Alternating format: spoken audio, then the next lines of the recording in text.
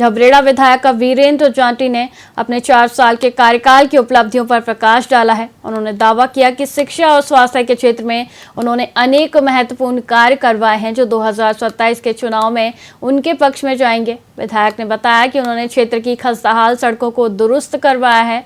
साथ ही झबरेड़ा में 3 मंजिला अस्पताल का निर्माण भी करवाया गया है और 3 पुस्तकालयों का कार्य प्रगति पर है। रोडवेज बस अड्डे के निर्माण की कार्रवाई भी जारी है। विधायक का लक्ष्य झबरेड़ा को एक मॉडल क्षेत्र बनाना है, जिसके लिए वे प्रयासरत हैं।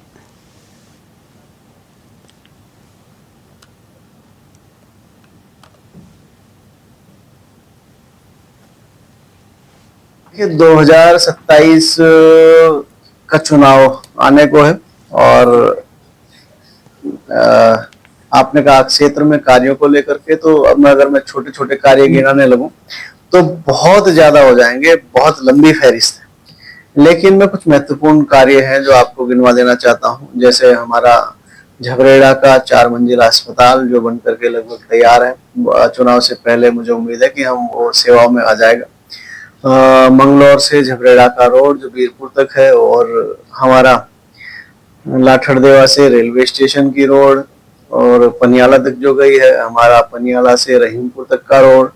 एक अभी हमने माननीय मुख्यमंत्री जी की घोषणा में एक रोड को टेकअप किया है, उसका प्रपोजल अभी अंडर प्रोसेस है। वो है हमारा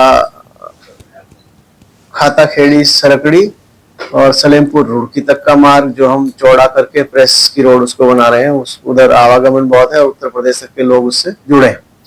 और बहुत सारे ऐसे काम हैं। एक हमारा झबरेड़ा से कोटवाल आलमपुर से लेकर के सपनगर रेगुलेटर तक हम इसका प्रयास कर रहे हैं। यूपी इरिगेशन हमें अगर एनओसी दे देता है तो हम इसके प्रेस की रोड बनाने की कोशिश कर रहे हैं।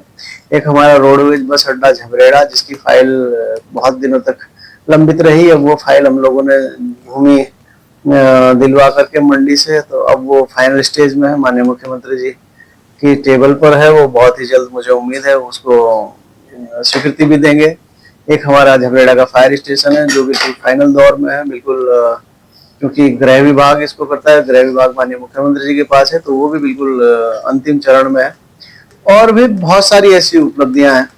मैं लाइब्रेरी का जिक्र करूं तो झबरेड़ा में हमारी लाइब्रेरी है जो बिल्कुल अभी बन करके तैयार होने वाली है। वो जो नगर पंचायत का जो भवन है उसमें एक तल हमने लाइब्रेरी के रूप में रखा है।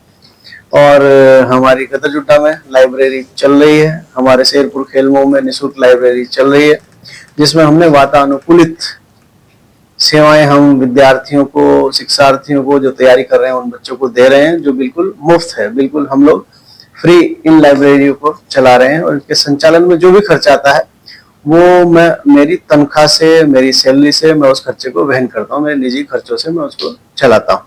बहुत ही जल्द हम 3 लाइब्रेरीज और ला रहे हैं।